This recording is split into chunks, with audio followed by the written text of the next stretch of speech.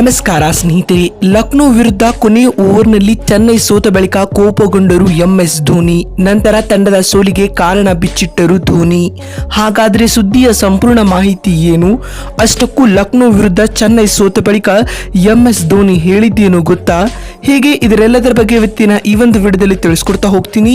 ಹೀಗಾಗಿ ದಯವಿಟ್ಟು ಈ ವಿಡಿಯೋವನ್ನು ಕೊನೆವರೆಗೂ ನೋಡಿ ಸ್ನೇಹಿತರೆ. ಆದರೆ ಅದಕ್ಕಿಂತಲೂ ಮುನ್ನ ನೀವು ಕೂಡ ಎಂಎಸ್ ಧೋನಿರವರ ಅಭಿಮಾನಿಗಳಾಗಿ ಈ ವಿಡಿಯೋವನ್ನು ನೋಡುತ್ತಿದ್ದರೆ ತಪ್ಪದೆ ಈ ಕೂಡಲೇ ಈ ವಿಡಿಯೋಗೊಂದು ಲೈಕ್ ಮಾಡಿ. ಹೌದು ಸ್ನೇಹಿತರೆ, ಟಾಟಾ IPL 2024ರ ನಿನ್ನೆಯ ರೋಚಕ ಪಂದ್ಯದಲ್ಲಿ ಲಕ್ನೋ ಸೂಪರ್ ಜೈಂಟ್ಸ್ ಮತ್ತು ಚೆನ್ನೈ ಸೂಪರ್ ಕಿಂಗ್ಸ್ ತಂಡಗಳು ಮುಖಾಮುಖಿಯಾಗಿದ್ದವು. ಲಕ್ನೋನ ಎಕಾನಾ ಸ್ಟೇಡಿಯಂನಲ್ಲಿ ನಡೆದ ಈ ಒಂದು ಪಂದ್ಯದಲ್ಲಿ ಟಾಸ್ ಸೋತು ಮೊದಲು ಬ್ಯಾಟಿಂಗ್ ಮಾಡಿದ ಚೆನ್ನೈ ಸೂಪರ್ ಕಿಂಗ್ಸ್ ತಂಡವು ನಿಗದಿತ 20 ಓವರ್ಗಳಲ್ಲಿ 6 ವಿಕೆಟ್ ಕಳೆದುಕೊಂಡು 176 ರನ್ ಕಲೆ ಹಾಕಿತು. ಚೆನ್ನೈ ತಂಡದ ಪರ ಎಂಎಸ್ ಧೋನಿರವರು ಅಮೋಘ ಆಟವನ್ನು ಆಡಿದರೆ ರವೀಂದ್ರ ಜಡೇಜರವರು ಆಕರ್ಷಕ ಅರ್ಧಶತಕದ ಇನ್ನಿಂಗ್ಸ್ ಕಟ್ಟಿದರು. ಇದರೊಂದಿಗೆ ಚೆನ್ನೈ ತಂಡದ ಮೊತ್ತವನ್ನು 176ಕ್ಕೆ ತಂದು ನಿಲ್ಲಿಸಿದರು. ಈ ಸ್ಪರ್ಧಾತ್ಮಕ ಗುರಿಯನ್ನ ಬೆನ್ನಟ್ಟಿದಂತಹ ಲಕ್ನೋ ಸೂಪರ್ ಜೈಂಟ್ಸ್ ತಂಡವು ಉತ್ತಮ ಆರಂಭವನ್ನ ಪಡೆದುಕೊಂಡಿತು. ಕ್ವಿಂಟಾನ್ ಡಿಕಾಕ್ ಹಾಗೂ KL ರಾಹುಲ್ ರವರ ನಡುವೆ ಮೊದಲ ವಿಕೆಟ್ಗೆ 100ಕ್ಕೂ ಅಧಿಕ ರನ್ಗಳ ಪಾರ್ಟ್ನರ್ಶಿಪ್ ಮೂಡಿ ಬಂದಿತು.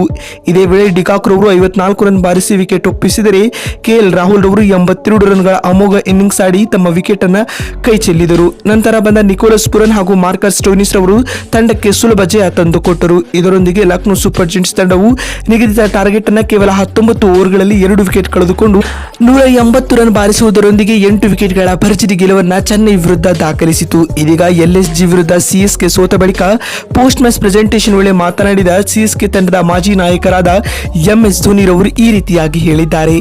ಇಂದಿನ ಪಂದ್ಯದಲ್ಲಿ ನಮ್ಮ ತಂಡದ ಬ್ಯಾಟ್ಸ್ಮನ್ಗಳು ತೀರಾ ಕಳಪೆಯಾದ ಆಟವನ್ನ ಆಡಿದ್ದಾರೆ.